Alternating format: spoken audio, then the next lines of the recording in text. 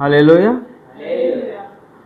प्रभु की महिमा हो। एक बार फिर हम प्रभु के सामने आए हैं और हम देखते हैं कि आज हम बहुत खास विषय के लिए और एक संवेदनशील विषय के लिए मुद्दे पर हम जो है यहाँ प्रभु के साथ जो है वचन जो कहता है उसके बारे में बात करने जा रहे हैं। क्योंकि हम आप सबको पता है कि अभी जो है जैसे पाकिस्तान और इंडिया का जो जिस तरीके से हमारे हिंदुस्तान का और उनके साथ जो अभी युद्ध की परिस्थितियाँ चल रही, मिसाइलें भी दागी जा रही हैं, तो ये जो चीज़ जो है हमारे देश के लिए जो एक संवेदनशील का एक समय है। इसलिए हम इसके बारे में हमारा बाइबल हमारा वचन क्या कहता है, प्रभु का वचन क्या कहता है, उसके बारे में भी सोचना चाहिए। क्योंकि हम इस देश के नागरिक हैं, हम हिंदुस्तान के लोग हैं, हम हिंदुस्तान के बच्चे हैं, तो हमारे ज़रूरी है कि हमारा इसमें क्या फ़र्ज़ बनता है, हमें क्या करना चाहिए, हमें क्या करके हमें क्या जिम्मेदारी है। क्योंकि हम जो है बॉर्डर में जाकर अभी युद्ध करने की परिस्थिति में नहीं है, मगर हम जो क्या कर सकते हैं हमारे देश के लिए हमें सोचना चाहिए। तो इसलिए हम कुछ वचन को पढ़ना चाहेंगे।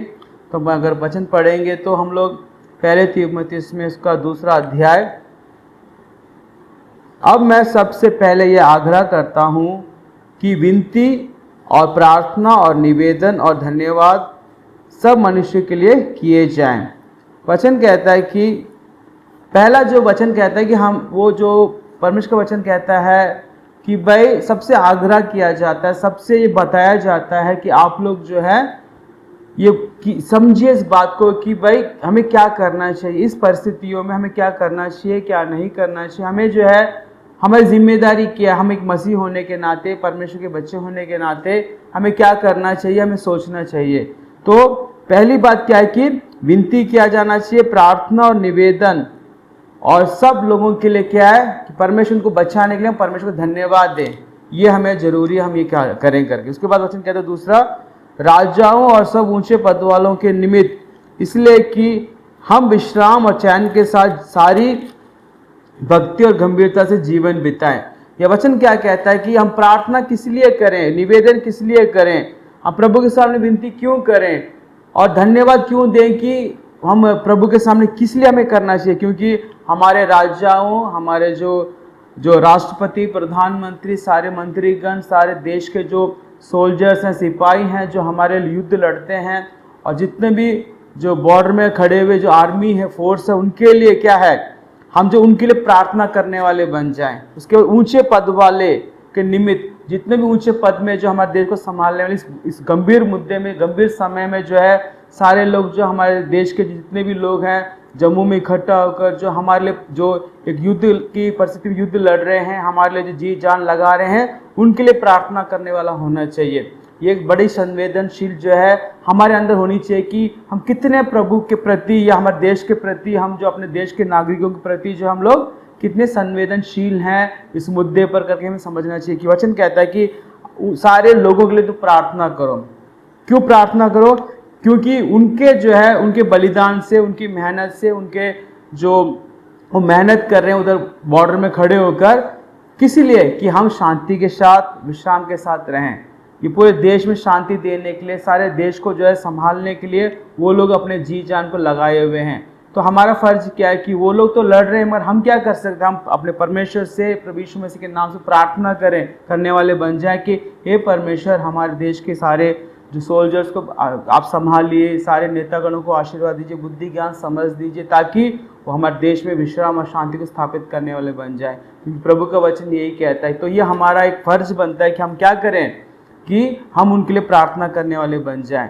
और वचन कहता है कि यह हमारे उद्धारकर्ता परमेश्वर को अच्छा लगता है और भाता भी है। अगर हम ऐसा करते हैं, हम अपने देश के लिए प्रार्थना करते हैं, हमारे राज्यों के लिए, हमारे मंत्रीगणों के लिए प्रार्थना करते हैं, हमारे प्रधानमंत्री के लिए प्रार्थना करते हैं, सारे ऊंचे पद वालों के लिए प्रार्थना करते हैं, जो हमारे लिए अभी युद्ध क्षेत्र में खड़े होकर जो हमारे साथ पूरे देश के साथ खड़े हुए, अगर उनके लिए हम प्रार्थना करेंगे, उनके लिए जो हम लोग प्रभु के सामने जो है बिल्कुल गंभीरता के साथ, संवेदनशील के साथ हम उसके लिए प्रार्थना करेंगे, हमारे देश के लिए प्रार्थना करेंगे, तो परमेश्वर क्या कहता है? ये परमेश्वर को अच्छा लगता है कि हम अपनी जिम्मेदारी को निभाएं।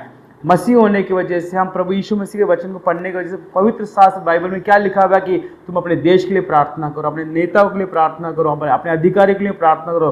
क्यों? ताकि वो लोग जो है उनके लिए जब हम प्रार्थना करेंगे तो परमेश्वर को सामर्थ्य देगा, शक्ति देगा, ताकि वो हमारे देश में शांति और जो है हमेशा बनाए रखने के लिए कामयाब बने। हालेलुया।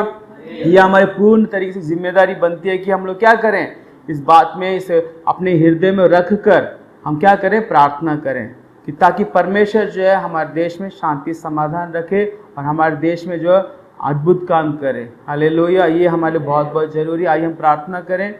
हमारे स्वर्गीय आसमानी पिता परमेश्वर, धन्यवाद देते हैं, स्तुति करते हैं, तारीफ करते हैं, आपकी जय जयकार करते हैं प्रभु जी। हालेलुया, हम प्रार्थना करते हैं प्रभु जी हमारे देश के लिए, हमारे प्रभु जी जो देश को चलाने वाले सारे प्रभु जी, हालेलुया, उच्च पद वालों के लिए प्रभु जी। हालेलुया, राष्ट्रपति से लेकर प्रधानमंत्री जी, हर एक प्रभु जी, डिफेंस मिनिस्टर, गृह मंत्री, राजा, हर एक मंत्रियों के लिए, और जो प्रभु जी वहाँ फौजी प्रभु जी, जो प्रभु जी आर्मी ऑफिसर्स हैं, सबके लिए हम प्रार्थना करते हैं ताकि उनके जीवन में प्रभु जी आप आशीष दीजिए, प्रभु उनकी रक्षा कीजिए प्रभु जी। हमारे देश के हर एक सोल्जर्स प्रभु जी, जो सिपाही लोग प्रभु जी, हालेलुया, जो बॉर्डर में प्रभु जी हमारे लिए प्रभु जी खड़े हुए, यीशु के नाम से प्रभु उनको आशीष दीजिए, प्रभु बलवंत कीजिए प्रभु जी, उनके फैमिली को आशीष दीजिए, उनके फैमिली को प्रभु जी आप संभालिए प्रभु जी। हालेलुया, और प्रभु परमेश्वर जो पिछले दिनों में हमारे जो प्रभु जी फौजी लोग प्रभु जी, कुछ लोग को हमने खो दिया था प्रभु जी। हालेलुया, प्रभु उनके परिवार को प्रभु जी शांति समाधान दीजिए प्रभु, उनके साथ बने रहिए प्रभु जी, ताकि उनके जीवन में प्रभु जी कोई कमी ना होने पे आप सांत्वना दीजिए प्रभु, हृदय में शांति दीजिए प्रभु। आप निश्चय ऐसा करेंगे प्रभु, हम विश्वास करते हैं प्रभु जी। प्रभु जी आप आशीष दीजिए, आदर स्तुति महिमा सब आपको देते हैं प्रभु जी। हालेलुया, विशेषकर तो ये युद्ध प्रभु जो चल रहा है इसको जल्द से जल्द समाप्त कीजिए प्रभु जी। हालेलुया, प्रभु जी कोई भी जन प्रभु जी हाल जो नाश होता है, मरता है, तो प्रभु अच्छा नहीं होता है प्रभु जी। हालेलुया, इसलिए परमेश्वर आप ही प्रभु जी सबको संभालिए, जल्द से जल्द शांति स्थापित कीजिए प्रभु। धन्यवाद, निश्चय आप ऐसा ही करेंगे, यीशु के नाम से मांगते हैं, आमीन आमीन।